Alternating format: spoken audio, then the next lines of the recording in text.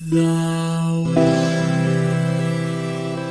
is saved.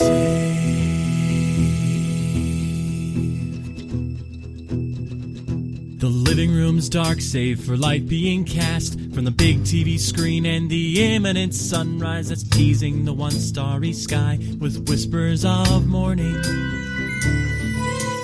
Hey, George. Hey, Lions. How's it going? I have a pop quiz question for you. You ready? Leonardo. Sorry, what's the quiz? No, that'll come later. Okay. So, the question is, what is going to inevitably happen when the evil Shredder attacks? Those turtle boys won't cut him no slack. Yeah, you did. I have been singing the theme song like you probably have for weeks now, right? Mm-hmm. And I was thinking earlier, I was like, how am I going to open the episode? And then when I wrote this down, I was like, is this stupid? No, he will get this. He will 1000% get this. Oh yeah. No, actually, so playing this game and also playing the game we're going to be playing next, and so Teddy was like, this game's amazing, like for the new one, right? And I was like, yeah, no, it's good. Mm-hmm. You want to see a TV show that kind of circles around a similar subject matter? It's got similar theming. Yeah, all kind of the same. And Teddy said, yeah. And man, watching the intro to the Teenage Mutant Ninja Turtles TV show, I did not realize how much of that was still rattling around in my brain. Not only the song, but like the visuals, So yeah, no, it's once a turtle, always a turtle, man. Like it's just in you. Yeah. And I say all of this to say this, which is, this game is on a relatively short list of games that it is, I am sure, impossible for me to be completely objective about, right? And I mean, we're never completely objective, even when we try to believe that we are. And I mean, we humans, like, even when we believe we are, like, we almost never are. But I'm super aware of just my deep, deep love for these characters and this universe and this style of game. Like, all of their games, this is the first one like this, but then they all are like this from that point on, right? We played for fairly early episode. Yeah, we did. That was pretty early. I think that was less than 100. It was less than 100. I think we were at least a year in. Yeah. So pretty early, but it's like if some feelings creep in, like that's fine. Feelings are okay sometimes. We will be objective as we can be. Right. Yeah, but that now that we've done the sponsored by Pizza Hut disclaimer, like we no longer have to feel ashamed of eating this delicious stuffed crust pizza. Yeah.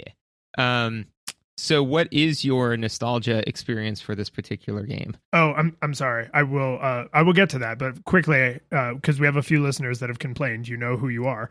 I have to say this game originally came out in the arcades in October of 1989. Then it was ported to the NES next year. We played the NES port version, of course. And if you somehow don't know what the Teenage Mutant Ninja Turtles arcade game series is like, here's a quick summary. You get to pick your favorite Ninja Turtle and then stab hundreds of color-coordinated Foot Clan to death so that you can rescue April O'Neil in this NES port of the classic beat 'em up arcade version. So, there was a Nintendo Turtles game before this that we will probably play eventually because it is infamous. But this is the first game in the style of the arcade game that all future Ninja Turtles games were based on. My nostalgia experience for this is two things. One, I played this game a lot. Two, I think because after I fired this game up, I was like, oh no, my brain has just lumped all of the Turtles arcade games together. Like this game, the Manhattan Project and Turtles in Time, plus their actual arcade counterparts, which are different, right? Like they're all just one big turtle soup of memories. So like, I know that I played this game. I know when in my childhood I would have most been playing an original Nintendo before I kind of switched wholesale to the Super Nintendo. So I can guess which like friends and cousins I probably played this game with the most, but those memories are like, they're a mishmash. Like if this was a movie, there'd be a thick fog and you'd hear two people's voices at the same time because you're not sure, did I have this conversation with John or with Tom, right? Like yeah. So I played it a lot, I think, probably. Kind of like the way you described Diablo and Diablo 2. Like that's sort of where I'm at with arcade Turtles games.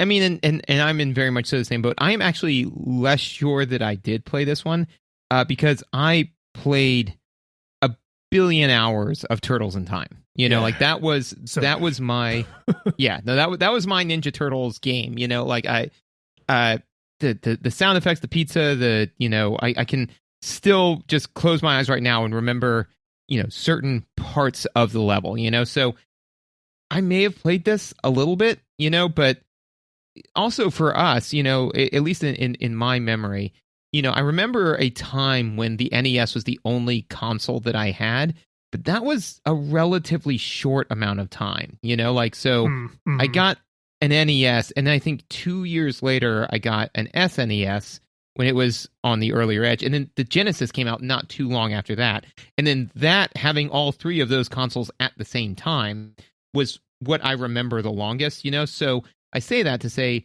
why would I play Ninja Turtles for the NES when I probably within a couple of years had access to Turtles in Time, which is just, a superior game. Like it's not this would be like the Mega Man X2, not Mega Man X6, right? Where it's like they took everything and then they honed it and made it nicer and prettier and rounded off some of the edges as opposed to, that. So I probably played it a bit, but mostly played Turtles in Time.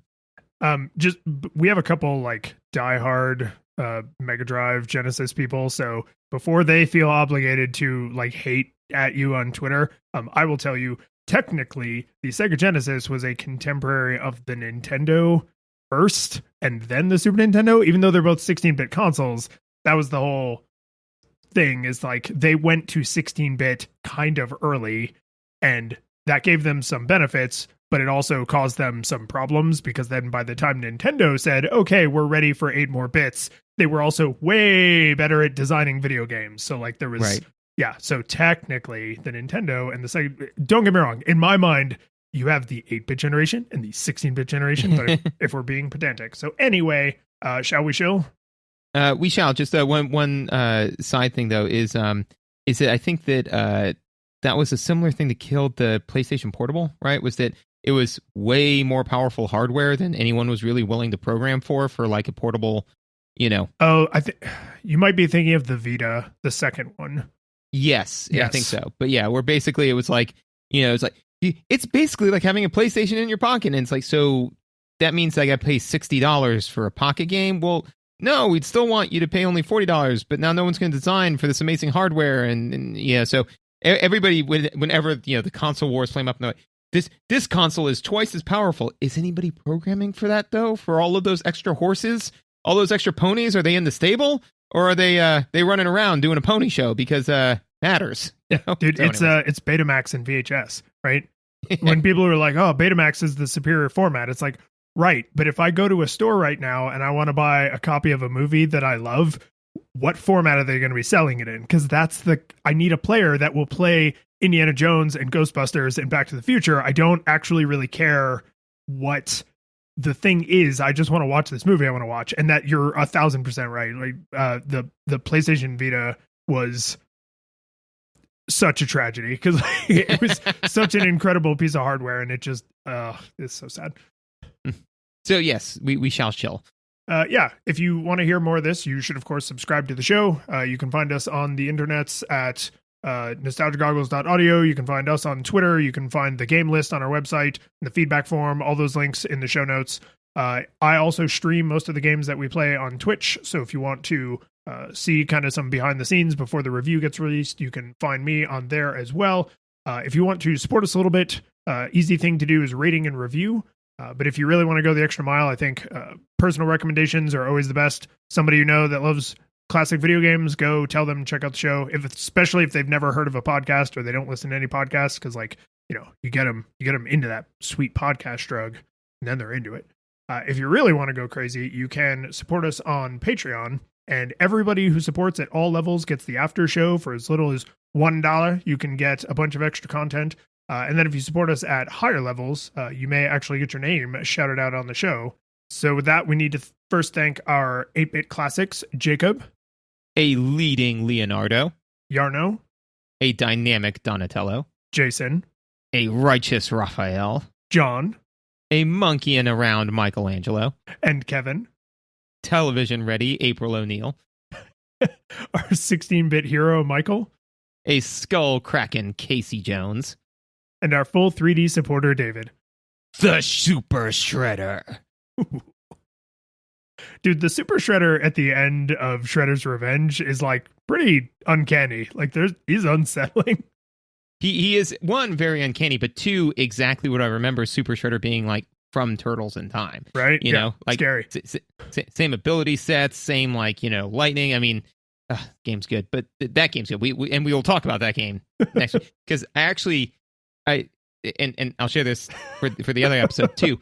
But I woke up at like 1 a.m. because my brain had made a connection on a visual in that game that I immediately hopped online on my computer and double checked a YouTube video to like make sure that I was thinking of it correctly, and I was correct, and I made a note of it and went back to sleep. It was just so weird to be shot awake by like my brain saying, "Hey, I made a new correlation. This is time sensitive. Wake up." I wish more often my brain was like, this is important to you and you have the ability to document it, because it seems like more often than not, way later, I'm like, oh, that thing was important and I didn't write it down. But yeah, no, it was just like, I was like, that wasn't time sensitive brain, but I do think this was a good use of my time. So well done, brain. Well, and what a perfect link right into audio visuals for Teenage Mutant Ninja Turtles 2, the arcade game, which they had to call it 2 because the NES already had a Teenage Mutant Ninja Turtles game. Yeah. Right? Yeah. Well, but we're not talking about that. We're talking about this. So I just right out of the gate, I got to say, this is an arcade port, which means they had to, dumb it down to what the NES could handle. They were not willing to take a B effort from the Nintendo. They pushed the Nintendo maybe too hard because in the first stage, things look good, right? The turtles look good. The enemy sprites, all the foot soldiers all look good. They're when you can see them, yes. Yeah, right. The environments look good. The way people interact, like they have their grabs and they have weapons and they have jumping animations and that, like, everything actually looks really great.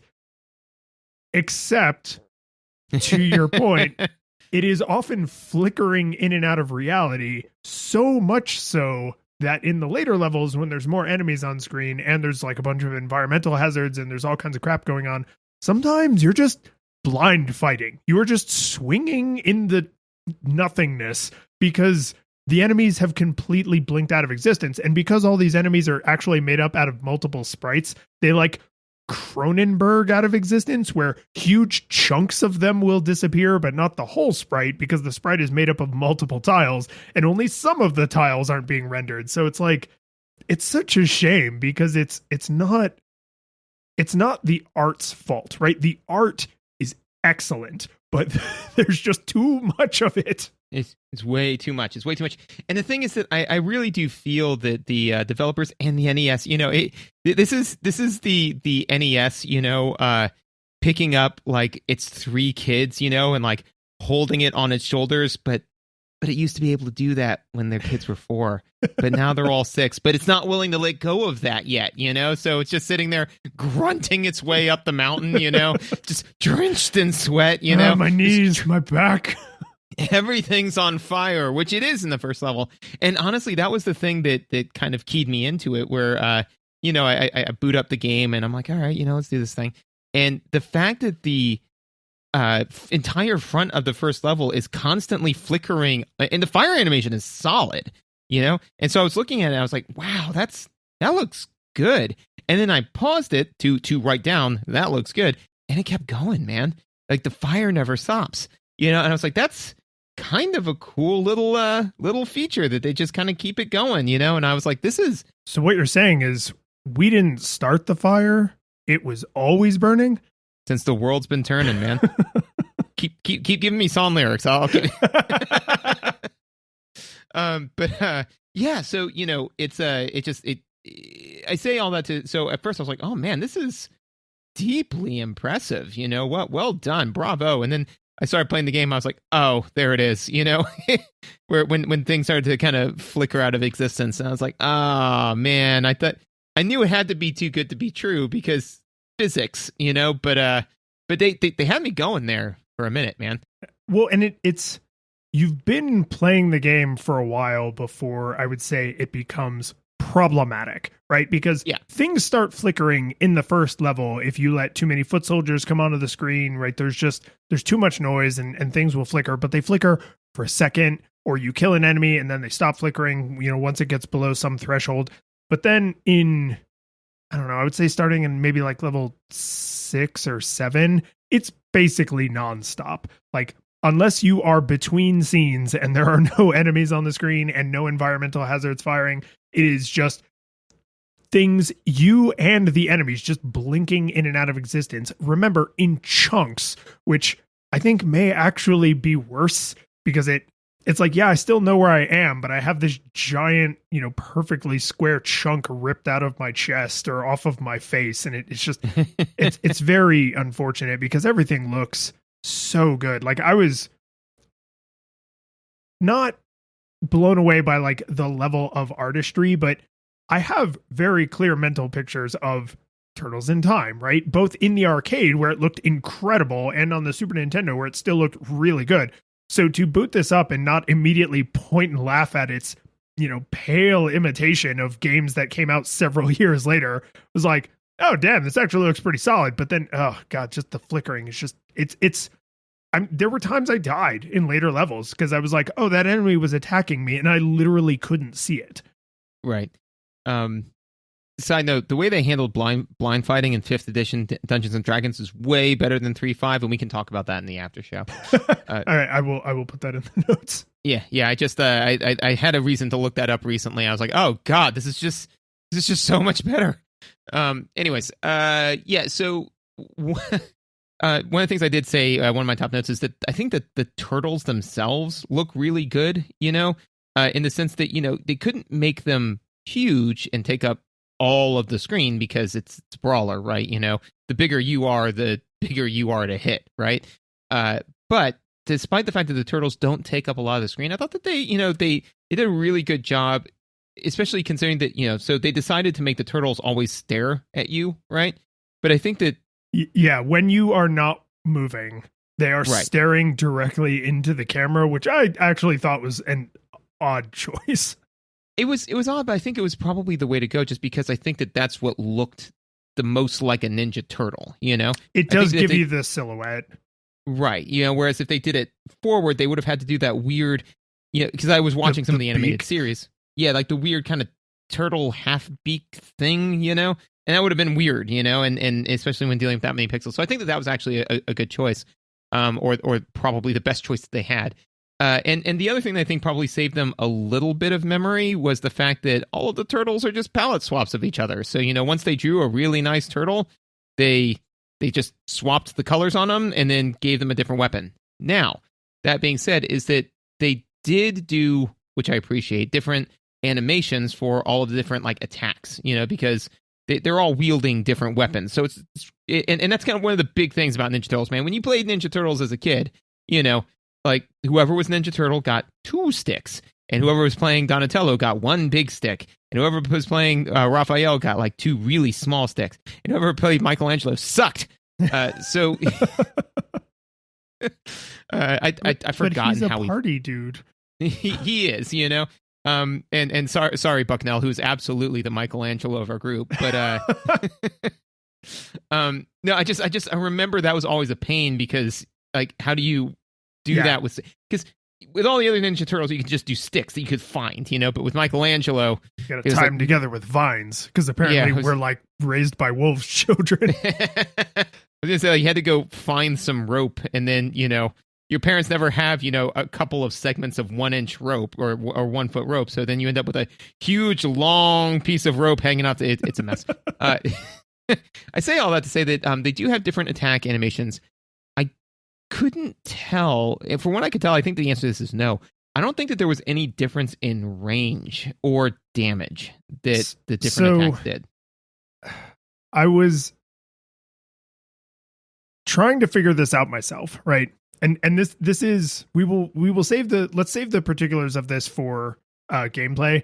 We could say right now that the animations are they're varied in their presentation, right? Like the way Leonardo swings his swords looks like a sword swing, whereas the way Michelangelo swings the nunchucks looks like a nunchuck swing, right? So it's like they do look very different in their like tonality, but they don't look very different in their functionality. And I will share with you if we get there kind of like my experiment for that. But I agree with you that they look the way they're supposed to look. What you don't really get a sense of is like, wouldn't I have a way bigger range with a staff than I have with size? Because it doesn't look like you do, right? Whether you do or not mechanically, we'll talk about, but like visually, it doesn't even look like you do. Right. And that's kind of what and again, I didn't spend too much time, experimenting per se. Just my gut feel was, I'm like, I don't think that there's too much more range. And again, you'd think it would be stark, where it's like, but and to be fair, one of the nice things about like a pole arm is that you can totally pull it way in close to your body and fight in at a close range, which is what he's doing when he's swinging. He's swinging it like really close to his body, but it's not what you expect from Donatello. And to be fair, in the later games, the different weapons was like actually a difficulty setting, so Donatello was the easiest because he had the biggest range, and then Leonardo was the next easiest, and then Michelangelo, and then like if you were playing Raphael, probably you were the fourth person in the group, or like you also probably had the broken controller. Let me put it to you that way, right? Is that like if you're playing as Raphael with Turtles in Time with whoever you're playing with, you've also got the broken controller because you have the Mad Catz controller or the buttons are all backwards and on the other side. Yeah, one of the other things though that I'll throw into visuals, and then I've got a couple of notes. I got one other throwaway and then a couple notes on the audio. Is that the bosses? Now I'm blanking, but the bosses at least flash when they get low on health, which is they have two flashes. I think they flash at probably somewhere around 50%, and then again at like a different flash at like 25%. Mm-hmm. But that's nice, great.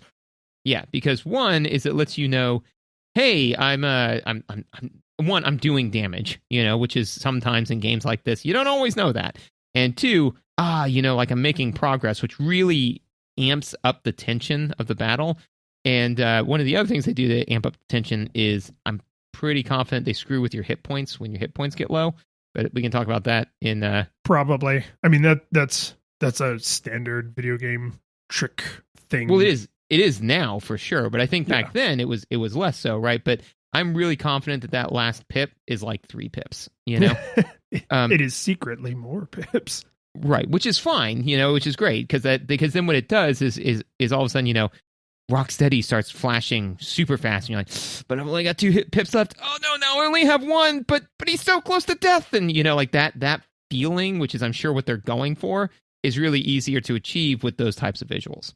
Yeah, and I mean, because I have a similar note just even about the flashing is when you are wailing on them and they have their like they flash when they get hit, right? Which I think is literally called a hit flash or a hit spark, right? When it's like the all white like wang and they throw their head back and throw their arms back and they take damage.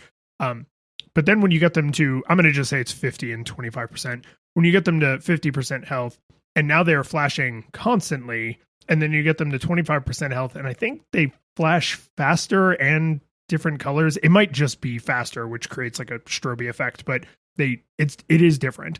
And the way that emotionally like ramps up the tension is palpable. Like it's one of those things that I'm actually pretty comfortable mentioning it just in visuals because I actually got to play this game a little bit with my older daughter because I don't usually get to play video games with her.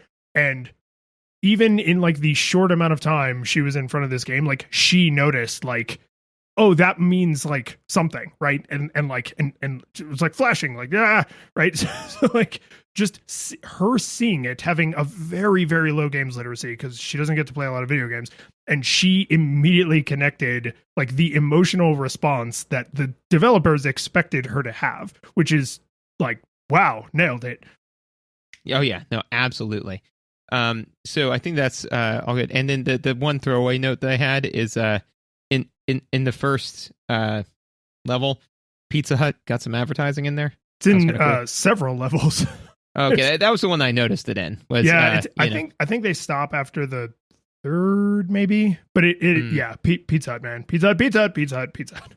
Yeah, because I mean, and Pizza Hut still exists for sure, but man, Pizza Hut was the bomb diggity back in the day, man. It was a different time, right? Like, and we were different people. I'm sure I felt differently about Pizza Hut as a child than I do now as an old man, right? Like, yeah, you just because I mean, when you don't have to worry about your digestive system handling Pizza Hut because your digestive system handles everything, it changes things. That and so obviously, so one, Book It. I just remember Book It from Pizza Hut. Yeah. But the one thing that I remember, and this is actually a Teenage Mutant Ninja Turtle thing, was the TV show. There was an episode where like they open up a truck and like pizzas come flying out. One of the pizzas hits Michelangelo in the face, right? I actually got a really bad stomach virus when I was very young, right? So like I just couldn't really keep anything down for like a week, So I got over it eventually. But on like day 4, so all my mom was feeding me was like very, very like light, soft stuff, right? Mostly chicken noodle soup, right? Because it's good for you, and that's what you did. So on like day 3, I just remember I was sitting there, like feeling crappy and like watching this show. Michelangelo gets hit in the face with a pizza, and I just remember going, "Mom, I'm hungry," and she said, "I'll start warming up some soup." I'm not hungry anymore. No, I'm hungry for a Pizza Hut pizza. Yeah, because I remember seeing that, and then just in my mind, like I brought forward all of the Pizza Hut pizzas, and I was like, that is what I want. And it's like, I will get you chicken noodle soup. Apparently, I was not hungry. I was just craving Pizza Hut pizza. Your body knows what it needs. Yeah. It's like, give me this so that way at least I can taste something delicious before I throw it up, as opposed to this garbage you're feeding me. Stupid chicken noodle soup. That's not even kind of pizza. I think this game actually shipped with like a bring this coupon to the store for free personal pan pizza. So I mean, this tie-in ran deep. Yeah, which I appreciate. Give me pizza. Yeah, right. I mean, back in the day when Pizza Hut was king, Domino's was a distant second, and I guess Little Caesars existed. I don't know. Yeah, at this time, yeah. I mean, I don't know. We're not gonna debate pizza because then I will also want pizza. The music in this game is jams. It is. It's banging music, man. It's so good.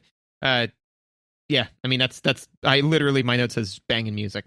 Just really, really enjoyable. So the thing I want to talk about is I would love it if anybody in our audience has like way better music theory than I do, because mine's not very good. Several of the songs are obviously remixes of the Teenage Mutant Ninja Turtles theme, right? The one we all know from the cartoon. A couple of the songs have like little pieces that are obviously inspired by that song, but then the rest of it sounds very different. And then there's a few songs that sound just nothing like it. And what I'm curious about is, are those songs still in some way variations on the theme? Like, are all like 10 music tracks, are they just all variations on the theme? Or is it just that several of them use, little snippets, and then several of them are original songs? That's what I think is probably happening. But there's just a little part of me that's like, no, I want every single song to just be a remix of the theme song. It's like, oh, this is the theme song, but in a minor key and slowed way down. And this is the theme song, but in like, a weird jazz key and sped way up, right? Like, I don't think that's what's happening, but I just kind of want it to be. It could be. Let's say that's what's happening, just because why not? Who are we hurting? So yeah. And the only other real sound note that I have is, this is a weird thing. I find the sound that it makes when you hit mousers deeply satisfying. I don't know why. That kind of metal clanky noise. Clink, yeah. Like that. Yeah. Because that's the exact same in my mind. It's at least very similar to the sound that it makes in Turtles in Time. Where they just all make that noise, and I don't know what it is, man, but like my brain just really absolutely loves that sound. The Mousers are the little like pod looking thing. They have the whip. No, I forget what those are called. No, the Mousers are I think they make the same sound, but the Mousers are the little robot. They're Mousers, man. I don't know what to tell you. I can't make it any simpler than that. Yeah, they're the little like rat things. You know? Yeah.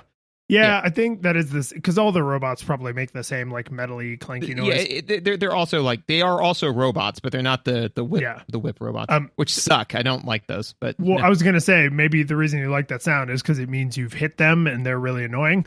But my big thumbs up to the sound in this game is this game's a brawler and it's a NES era brawler, which means there's a pretty small amount of sound effects and you are hearing them a lot. None of them ever get annoying, and some of them are like metal clanking, kind of clashy sound effects that you would think run a high risk of becoming annoying. But I played through the whole game and never felt like, oh my God, like if I hear the, foot soldier exploding noise or the, weapon thwack noise one more time, I'm going to kill myself. But it's just, I don't know if it's because the music is such jams. I'm just like not even paying attention or because I'm so into it that like that's just washing over me. But I was afraid going into it. I was like, I'm going to hear these 2 or 3 sound effects like thousands and thousands and thousands of times, even just in the, 2 weeks that we have to play the game. But just never got irksome, which I always like golf clap for the effects artists because that is probably a way taller order than I realize. Right. And also too, it does seem like that, or at least in my memory of it, that it didn't cause constant ducking out of the music, Right. Which again will inherently make a sound effect more annoying if, you're listening to this awesome sound, and now in order to play the game, you have to make the sound, the awesome music go away in order to kill the bad guy. So so no, good. Are you good on audiovisual? Yeah, we can go to gameplay. No, I got another thing we gotta do first. Which turtle were you, man? As a kid, or when I play, like when I'm in my backyard, or do you mean playing the game?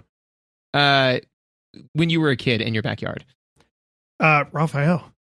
Yeah, that tracks 100%, man. Red and violent, like. Yep. Yeah, color red, likes to hit things like that. Yeah. That lined up with me as a kid, and to a much lesser extent lines up with me now. Like I don't just run around punching. I don't just punch strangers. I only punch people I know. But I mean, so does Raphael. I feel like he'd hit a stranger. He would, though. Yeah. I mean, if it got between him and some pizza, especially like, when we say Teenage Mutant Ninja Turtles, we mean like the 80s, 90s cartoon, right? But some of the later versions of that show, like they did like a CGI one, there were a couple other animated ones. There's like half a dozen iterations of the show.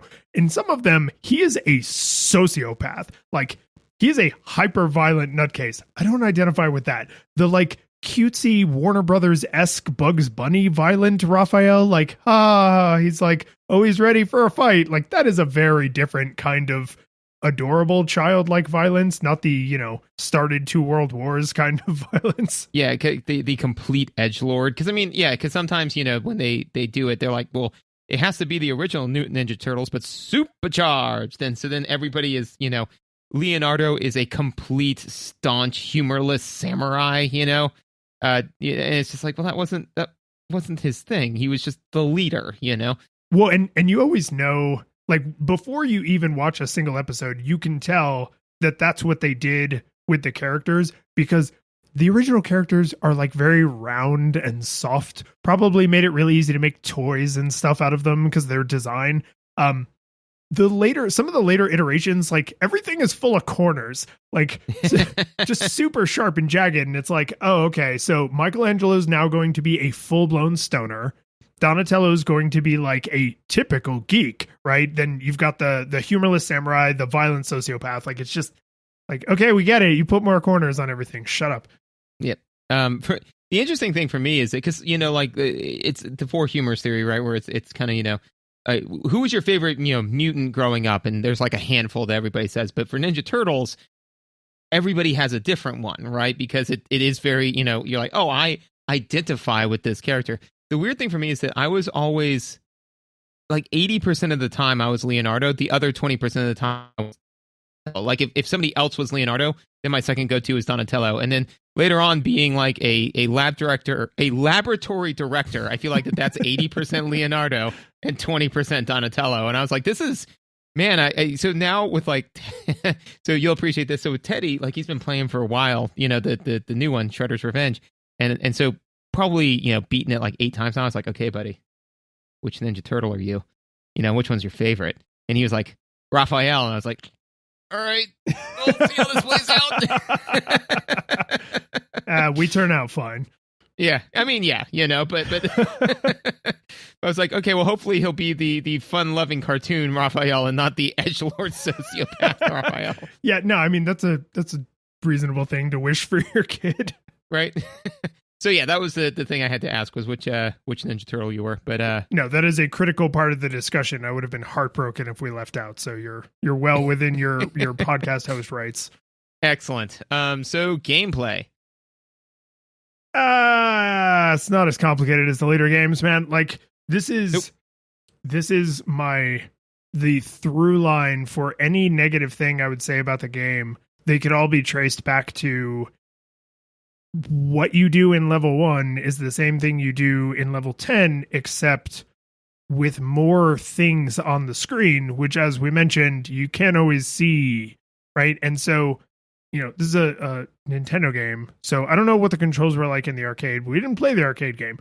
On the Nintendo version, you have attack, you have jump. If you jump and press attack, you do like a downward kick, right? Kind of like a I didn't think about this until just now, but exactly like the downward kick that Alucard does in Symphony of the Night, he now does a Ninja Turtles kick. And that came first, right? So all the turtles do the downward kick. So having a different weapon doesn't make your jump attack any different. And the downward kick automatically angles you. Yes, it's like a fully scripted animation. Up to and including, because you can hit the attack button at different parts in your jump arc, and you will have a shorter distance to travel to the ground, but you move the exact same speed, the exact same way, right? It's very, like, this is a tool.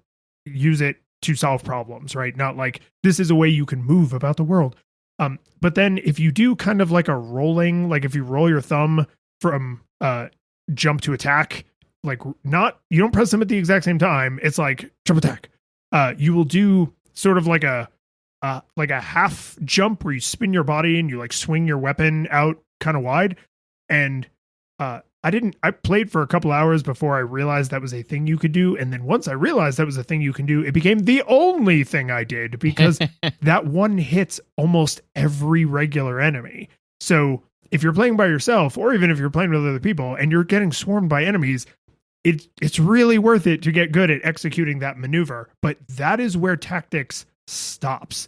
There's no charge up moves. There's no super moves. There's no team up moves if you're playing with multiple people. There's no, you can't like make bad guys like trip and fall in holes or have them get knocked over by environmental hazards or anything. Like, there is, you hit them with your weapon. You hit them with your weapon on the first screen and on the last screen, and that's it. You can't run in this, right? There's no dash charge. There's no slide kick. There's no nothing. Like, this is the purest, most simplistic version. It's the first one of this formula. And I think that single thing dates this more than all the NES hardware limitations. So yeah, 110% agree with all of that, right? Is that there's just not a lot. Once I could not really think of a reason to want to play to level 10, because it's just the same. It just, and even because there are so few ways to interact with the environment, to your point, right, is that you're given the tool of punching and the tool of jumping and the tool, like you're given these 4 tools, right? And that's it, so the number of novel ways to solve problems is super limited, so as opposed to playing some modern brawlers and things like that, where you could be like, oh well, in this one I think I'm going to try using mostly my super attack, but in this one I'm going to try, I think that for this one jump kicking is probably the best way to go, and for this one I'm going to have this person, I'm going to have Donatello kind of like handle this area because all of these guys have large reach. And I'm, as Raphael, who does more damage but is shorter, I'm going to get all up on this guy. Like all of that. None of that exists, right? I will say, though, that it is like a weird kind of proto Ninja Turtles game in the sense that there are some things that I didn't know were callbacks to this original game, but they are, So first of all, basically the fact that there are the foot soldiers, palette swapped foot soldiers, right? The whip robots, the mousers, and that's kind of it, right? There's I think there's and then there are the bosses, right? But yeah, those are the bad guys, and all of the other Ninja Turtles pretty much the same thing. Maybe add in one or two other bad guy types. That's it. But the two things I found particularly novel, where I was like, oh my god, I can't believe that came from this, is almost every Ninja Turtles game that I can think of had the weird canisters that come out of the ground and freeze you. Yeah, that's they probably all have that. That's probably the environmental hazard I hate the most. That is in here. It's not until either the very last level or the second to last level. They're in the Technodrome. Right, so it's like way later, Yeah, but it when I saw that, I was like, oh my god, because I've been playing Shredder's Revenge, and they still have that in there, and I was like, oh, like from Turtles in Time, that's pretty cool. No, not like from Turtles in Time, like from Teenage Mutant Ninja Turtles 2 for the NES. Like, oh, and the other thing that I thought was interesting is that Baxter Stockman is a bastard in every single iteration of this game because he flies, Yeah. And so it just like apparently they decided that hey, at some point you've had your fun and you're done and you're gonna have to deal with this nonsense. And so because he flies around in this one and he's an absolute nightmare to deal with, and I've just remembered him flying around in Turtles in Time and being an absolute nightmare to deal with, and in Shredder's Revenge he flies around and is an absolute nightmare to deal with. So I was just kind of like, enemies and brawlers, dude. Yeah, it's just not what brawlers are made for. And now, to be fair to the later Ninja Turtles' credit, is that normally Baxter Stockman is the only flying enemy, So they're like, look, we know that this sucks, but we kind of did it on purpose, Like here's your broccoli, eat your broccoli. Okay, now look at how flavorful everything tastes compared to this garbage broccoli, right? But yeah, so now look at how delicious this pizza is. But I will say though that it was just really interesting to see it really feels like a skeleton of a game, and I don't mean that in a negative way. I mean just that what else was the NES going to do? It needs fleshing out, and that's what all the other Ninja Turtles did, was they took this skeleton and they just kept fleshing it out and sculpting it, and eventually it becomes Michelangelo's David. Haha, I did the thing. But yeah, that's kind of what I thought about like the gameplay as a whole. Is it's all there, So I will say, well, let me first talk about the difference between the turtles, because I did a little, not like a super scientific experiment, but I think Leonardo is about average on range and speed. Donatello is a little slower, but has a little more range. And then Michelangelo and Raphael have a little less range, but are a little faster. So I don't think any of them hit harder, because I'm pretty sure enemies always went down in the same number of hits. But I think that's what you get, right? Is either a little bit more range or a little bit more speed. But even there, the differences did not feel massive, and I had to be really looking for them, right? Right. So that's obviously not the direction like modern mascot games have gone. Like even in modern versions of Mario Kart, like each driver is still different, even though you can customize the kart, right? Which is like insane to me, because it's like, let me just drive as the character I want to drive as. Why are you? They're in a car. Like is Bowser so heavy that the difference between his weight and like baby Peach's weight actually makes the entire car perform differently? Like, if so, these are not reasonable vehicles for them to be competing with, right? Like, so, you know, the later Ninja Turtles games have much more pronounced differences between the turtles. And I was at first lamenting the fact that they're not that different in this game, but you know what that frees you up to? Play as your favorite, right? So if you come over and you want to play as Leonardo and I want to play as Raphael, like, one of us is not having the obviously superior experience or the obviously inferior experience. We can just play as the one we like to play as. So having those differences be small to the point of them almost being like impossible to even notice, I was like, there is a real upside to that when you're talking about like a mascot brawler, right? Like a beat 'em up. The other thing is the repetitive. Sorry, real fast before you get too much further. No, you go. Baby Peach ostensibly weighs like 10 pounds, right? You know, maybe 20. Bowser weighs 1,600 pounds. That's his canonical weight. Yeah. Because I looked it up. So I would make the argument that in a go-kart, that could make some significant performance. No, I agree. And that's why they're inappropriate vehicles, because then Peach, by virtue of being an immortal baby person, has an advantage that her car is better suited to her size. Well, but I mean, like in horse racing, right? Like jockeys weight, you know, like arguably the lighter jockeys have like a slight advantage, which is why they have smaller jockeys, right? So you're saying that Bowser is ill-suited to kart racing, not that the cart is ill-suited. Because otherwise we have to assume that horses are ill-suited to horse racing. Nope, that I'm gonna just go ahead and stick with that opinion because it is way funnier. Yeah, it is. Look, man, if Bowser and Peach have these types of differences, then we shouldn't have horse racing anymore. What the hell are you talking about? So okay, yes. now continue. No, another worthy side note. So when you are playing this game by yourself, I think the limited mechanics and the fact that you can't really use the environment to strategize or anything does become a massive detriment. Like it starts to suck away from the fun of the game, I think, in a pretty real way that is problematic. That melts away a lot when you are playing with another person or other people, right? Because the NES version, you can only play with one other person. In the original arcade, right out of the gate, you had 4 people. So like they knew what this was supposed to be, right? Golden Axe, Streets of Rage, Final Fight, like all these games, no matter how much or how little strategy there is, you're also supposed to play with other people. And the fact that having another person having another turtle does actually mean a person. They're just not human.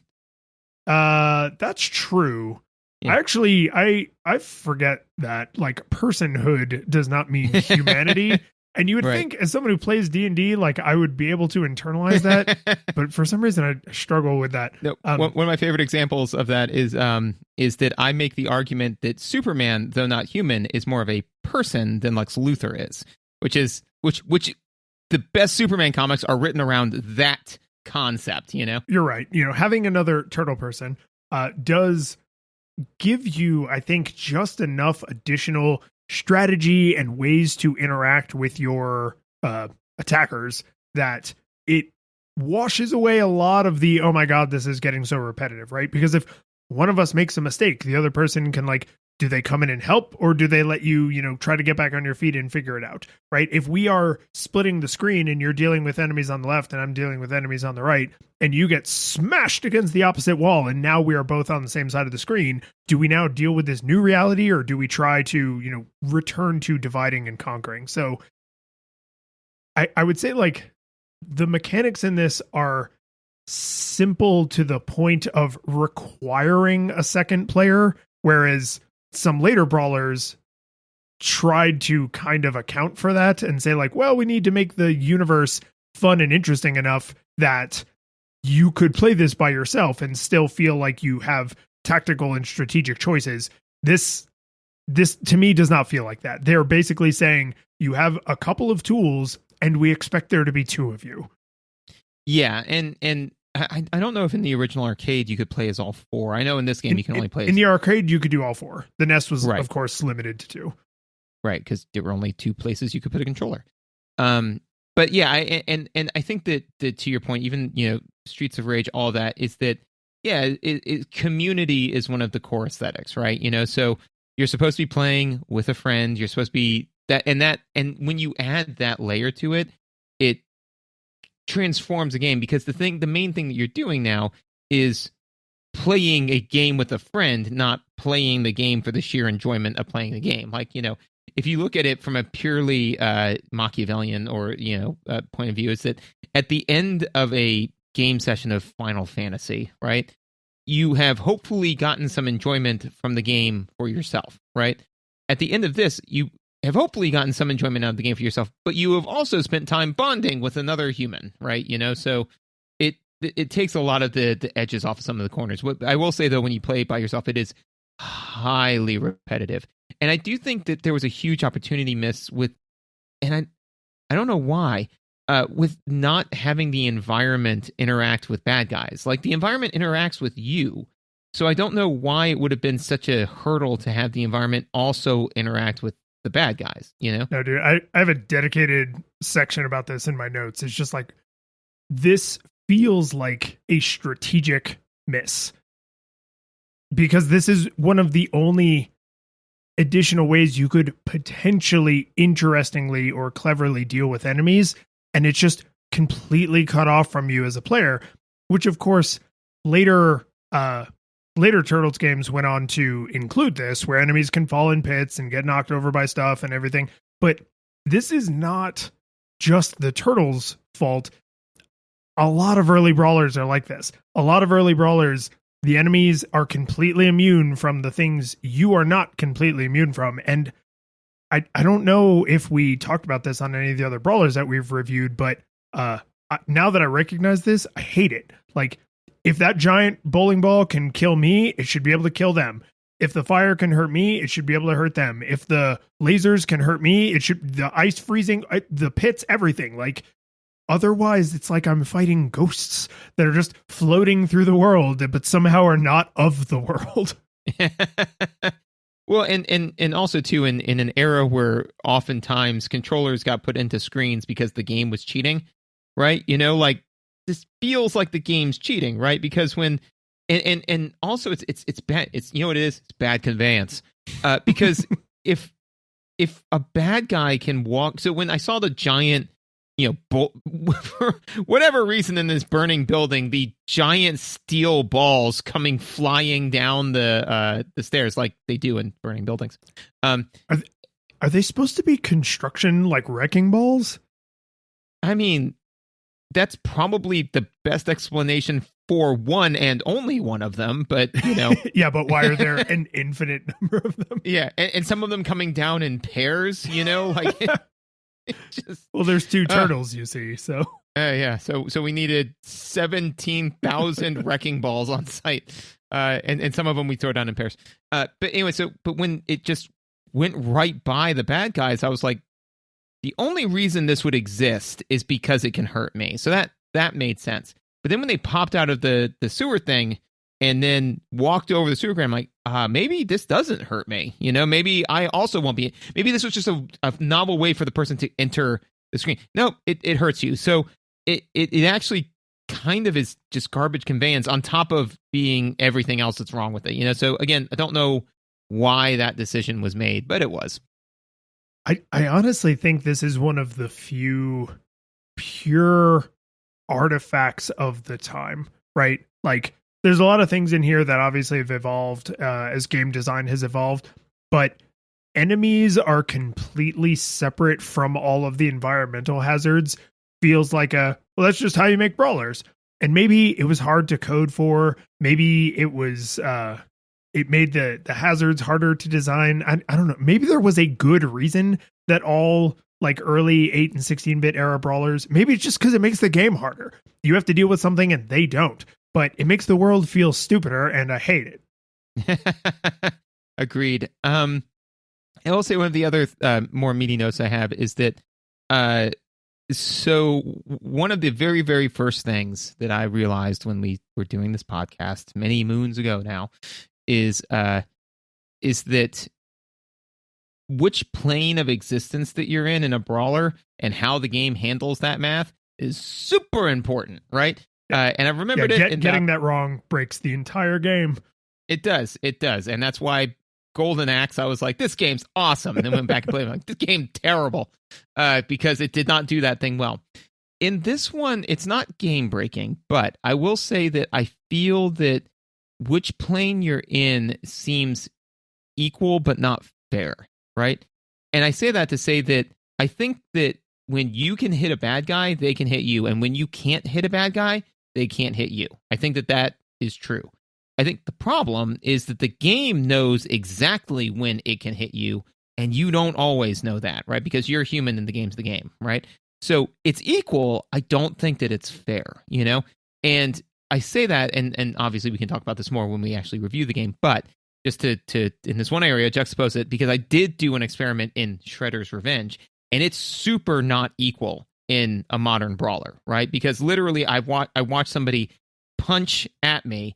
I did not move at all, and they did not move, and then I punched, and I hit them. And I was like, that's the way it should be, though, because I probably would have guessed by him hitting me, like swinging at me, that, like, that should probably register a hit. But it didn't. I was like, oh, okay. But I still feel like I should be able to hit you. So we probably were not in the same plane of existence, but we were within close enough.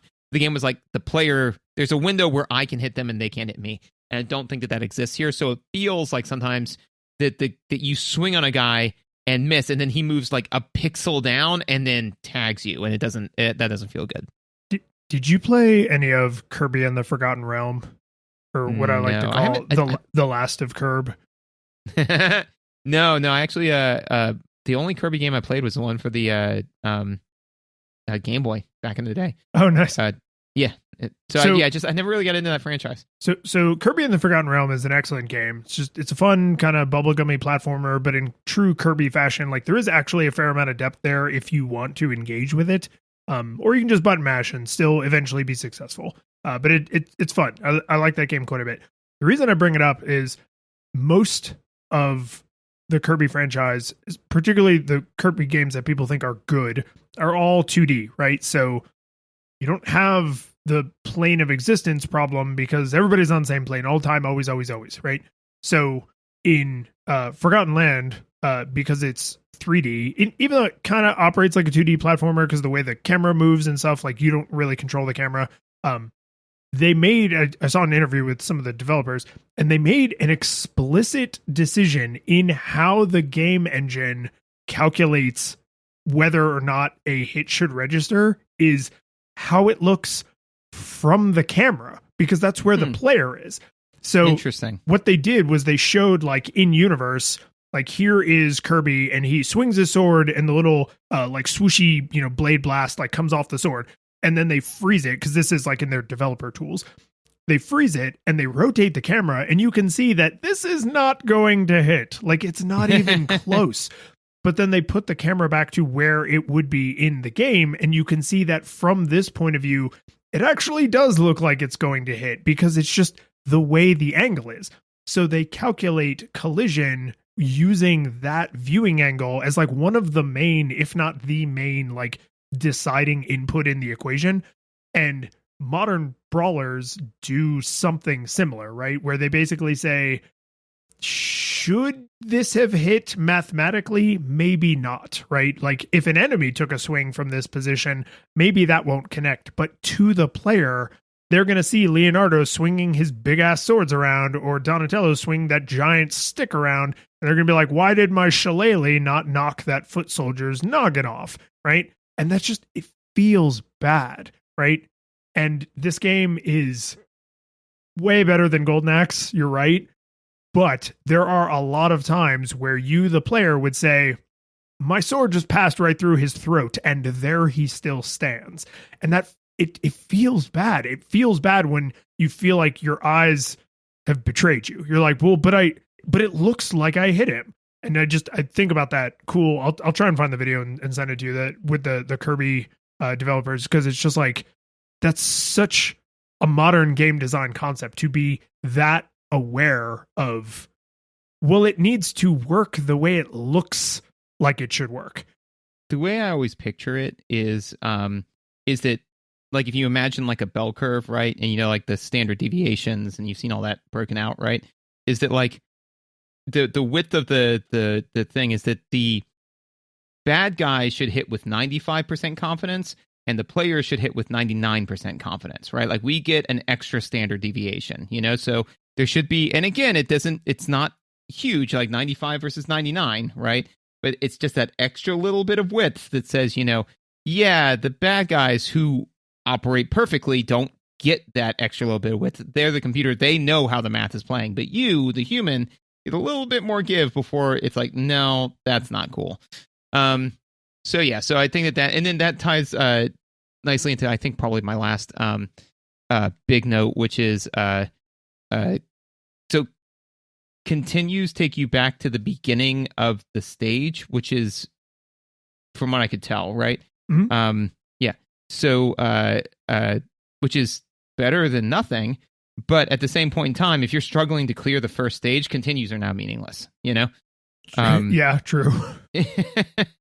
So to me, is I feel like that, a continue, it would be nicer. I mean, like, is if it was like, okay, if there was at least a checkpoint, right? Because a stage is maybe 10 minutes long. That's just a long way to get punted back if you're struggling, and especially to your point, where most of the time when you're punted back in a game, it's because there's a new skill you got to learn or something like that. There are no new skills to learn. There's 3 things you can do.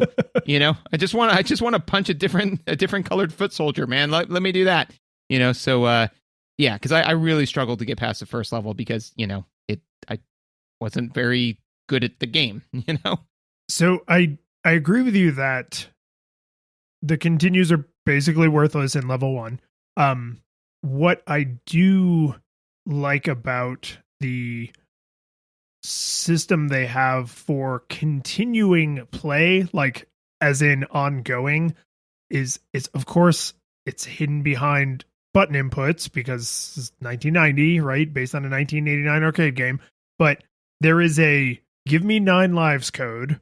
There's a let me select the level I want to play from code, and there's a give me 9 lives plus let me pick the level I want to play from code. Oh yeah, you see that completely makes that note evaporate. I didn't know any of that, but like that's neat. Well, and this is maybe I said there was only the one before, but this is another, like, you would never do this now because it's not fun. It's not fun to have what we now consider to be a basic way to declare how you would like to interact with the game locked behind an opaque code, right? And there are good reasons for that, right? Not necessarily reasons that people are happy with, but it's like they wanted you to buy the strategy guide, or they wanted you to have to talk to your friends on the playground. So the more people are talking about the game, the better. Go share knowledge about the game. It means people are playing the game, right? Like, it's an arcade port, right? So the arcade just unlimited lives as long as you have unlimited quarters, right? So it's like, I get why.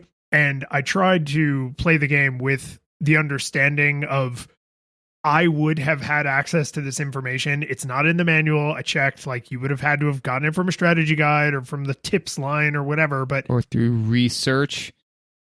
I mean, I guess if I looked it up on the 1990 version of the internet, like, so yeah, like a BBS, I guess. So some weirdo at a university would be like, oh yeah, here's the code for Teenage Mutant Ninja Turtles. So I have a slight side story, but it happened to me literally the other day. But speaking of opaqueness, and so to kind of give the game a bit of a pass because this still exists, I was trying to enter in a function into Excel, and since you're in IT, this is my way of lodging a formal complaint with your industry. Yes, I will. When we're done recording and I go have tea and scones with Bill Gates, we'll talk about with the this. Illuminati. Yeah. No, so is I was trying to, and I don't have a lot of experience in this particular area, but it's basically it said, I was like, I want to do thing A. So I looked up how to do it. I'm like, okay, I understand how this function works, and I plugged it in. And the function didn't work the way I wanted it to. So I'm like troubleshooting. And it was an array function. I was like, oh, that's the problem, is it's an array function. So I need the little squirrely brackets not just the parentheses brackets, right? So I put the little squirrely brackets in, and Excel goes, nah, it's text now, baby. And I was like, that doesn't make any sense because it's supposed to be an array. And so I take the squirrely ones out and then I put them in a different place, and it's like, nope, no idea what you're talking about now, bro. And so I was screwing around with this for a solid 20 minutes. Do you know how you get the thing to acknowledge that it's an array? I'm going to guess either angle brackets or backticks. Neither. It is the squirrely brackets, right? Yeah. But it has to put the squirrely brackets in. You can't. And the way you get it to do it is Control Shift Enter. What? When you are done entering in the equation, you hit Control Shift Enter instead of just Enter. Then it puts the brackets in, and now it recognizes it as an array. Well, I am going to have to bring this up with Bill. This is... Please do, because I was very, very inside. I literally, at that point, I said, that's stupid. And then from another office, somebody thought that I was talking to them. And then, and I was like, no, this is good. More people need to know how dumb this is. I say all of that to say that, like if Microsoft Excel is still hiding things behind this nebulous, you have to hit Control Shift Enter, right? I mean, you could probably give, I now have a new level of tolerance for 90s video games having weird nebulous codes, because modern Excel has weird nebulous codes. So yeah, no, I appreciate that you're like, okay, this is not just a problem from 3 decades ago. Somehow this is still a problem today. Yeah, this is a friggin' today problem. The last big note that I had was I didn't feel that baddies staggered long enough when you hit them. So a lot of times I ended up... their hit response, or when they got knocked down? Their hit response. So when I would hit them, one of the things that is fun in brawlers in general is that once you start hitting a bad guy, that bad guy is kind of yours to lose, right? So as long as you don't pause or anything like that, you just can wail on them. And then your main thing is is somebody coming up behind me and hitting me back in the head with the pipe or whatever, right? In this one, a lot of times I actually went shot for shot with bad guys, where I would hit them and I'd be hitting the punch button as fast as I could, but they would stagger, and then because they moved slightly out of frame or whatever, they would then immediately punch me back and interrupt my attack. So I didn't feel that when I compared how long they were staggered versus Turtles in Time or versus Shredder's Revenge, it was not even close to as long. But again, it's meant to suck quarters, so there's a difference there. Well, this is an interesting way to frame this, because the way I thought of this being a problem is not that their knockback was insufficient, which I don't think is a wrong way to measure it, but I was measuring it from the other end of, you don't really combo in this game, right? So when we were somewhat sarcastically saying oh, you could jump and hit, that's it. No, really. Yeah. If you press the attack button repeatedly, you repeatedly do the same attack, right? It's not where a boxer might do jab, jab, right hook. It's just jab, jab, jab, jab, jab, jab, jab, jab. And if that gets interrupted, then you get knocked back, and then you jab, jab.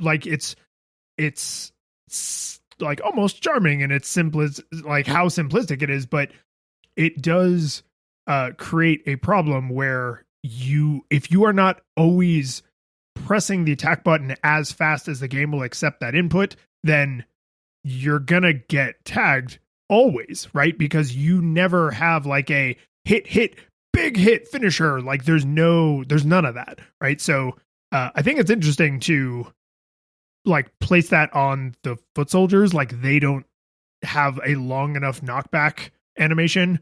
Whereas to me, I blame the Turtles completely. They're just you need to mix up your attacks, brah. I am not a professional Ninja Turtle, but even I know you can't just keep doing the same thing over and over. I am not a professional turtle, however. But yeah, no, that was my other big one. The only other thing that I'll say is that one, this is more of an audio note, but April's scream is sad, man. That just is not great. And then just also the fact that the entire game is centered around the mechanical challenge of rescuing April O'Neil. I didn't care for that. It's very much you aged out of damsels in distress a little bit. But also too is that's not the character, is that there were times in the show where they had to save April, but there were more times that I think of where April was actually helpful, So she's not Princess Peach, she's April O'Neil, And so the fact that they were like, okay, well, instead of April being, ideally a playable character, but even just somebody who occasionally comes in and helps you, and Shredder needs to be stopped for reasons other than he's kidnapped somebody, right? I mean, Shredder's the villain, So I just felt that it was not entirely true to the character and more of a 90s trope than this is what April O'Neil is, Yeah. I have put no thought into that until I just thought it was tropey, but I hadn't spent any more time on it. But you're right. Like, she deserves better than that. Yeah. Man. Women in general, but like, this is already an established character who is like a strong and helpful.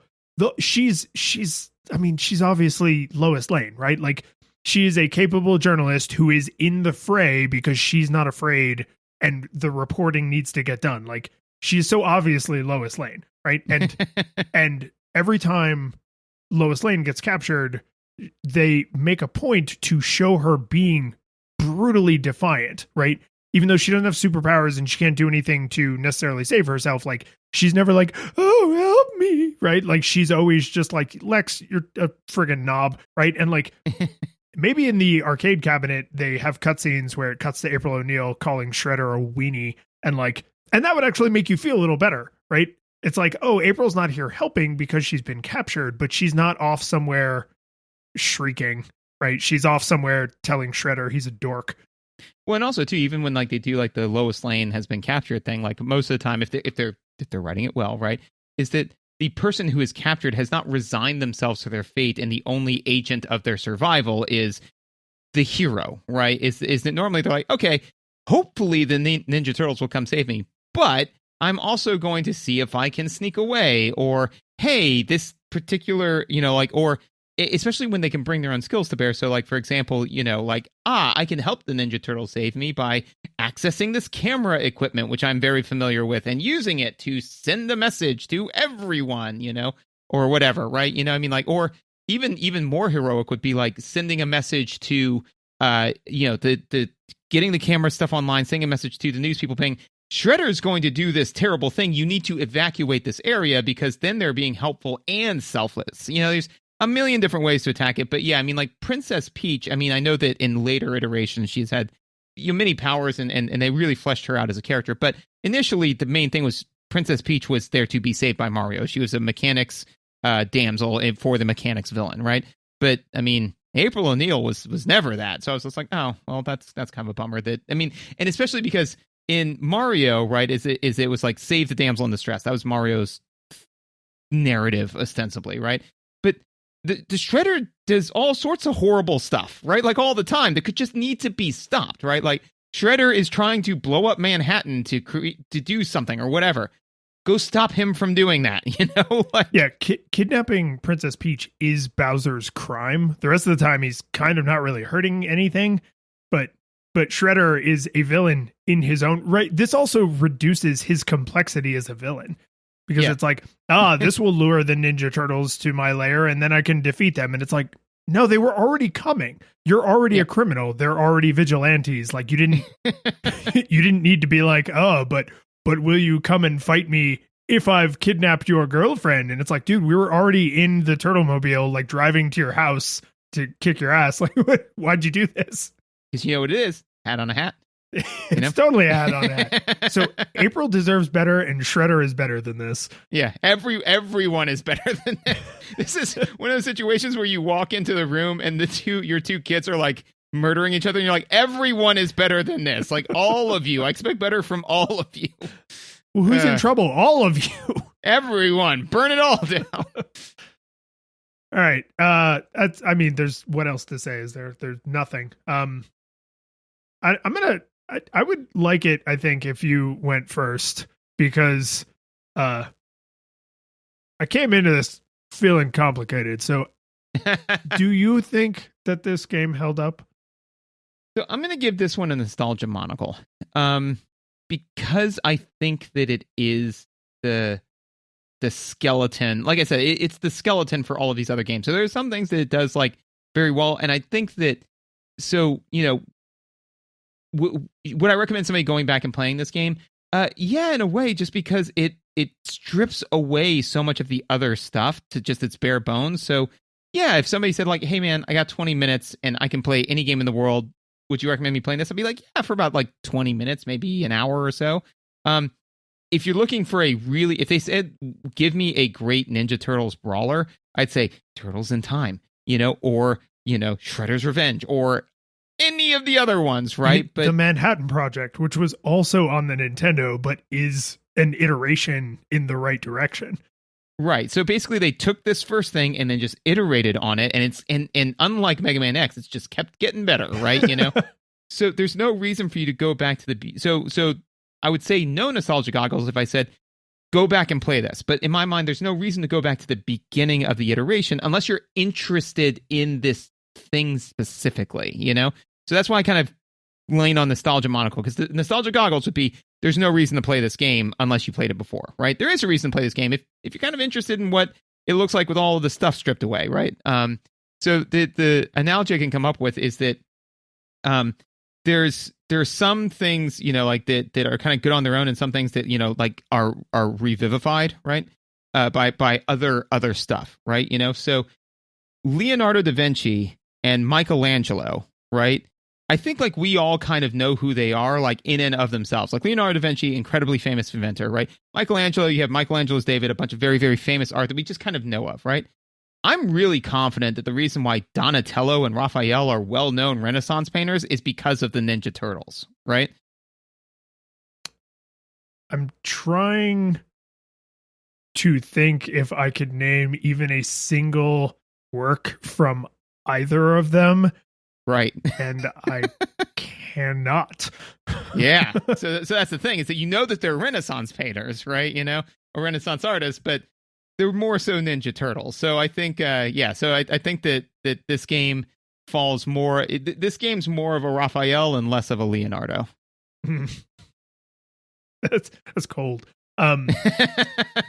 So I settled on no nostalgia goggles required, with an asterisk, which is you require a nostalgia goggle. You must play this game with another person. Okay. It is. I think you're right. Like, this is the skeleton of what we now know, came in the later games in the series. And those bones are virtually unchanged, right? It's not like, oh, they have similar bones in the future games. No, this game is the skeleton that is under the muscles and sinew and organs of the later games, like just full stop. That being said, it is simplistic to the point of boredom if you're not playing with another person. If you're playing with another person, there's enough here, right? If you are two skeletons out on Halloween night, like spooking children, like that's fun. If you're just a jerk on like a random Wednesday scaring little children as a skeleton, like not so much, right? So like you really need the community aspect to get this to be mechanically interesting enough. But then that asterisk has like, I think you call it a dagger, the little T. Yeah. So that asterisk has a dagger, which is, but like don't play this game, not because there's anything wrong with it, but just because the sequel to this game, the Manhattan Project, is better, right? And then Turtles in Time is way better. And even if you just went and played this game in an actual arcade cabinet, it would be better because it didn't have a lot of the limitations that made it kind of reductive on the NES. So like, is there anything wrong with it that requires nostalgia goggles? Like, no, right? No nostalgia goggles required, but like, time has made turtle soup of this game. The curtain falls, the music plays, the credits roll, then it all fades to black, and you're left by yourself. The fanfare is gone, there's no player two there by your side to share victories won.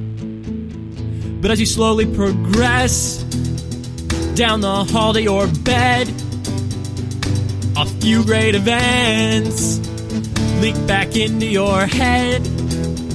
from the time that you spent traversing the land, battling evil, fighting the darkness, just sword in hand. Your memories creeping with the edge of a smile. You realize again what you lost for a while. You're gonna think back much less on how you saved the day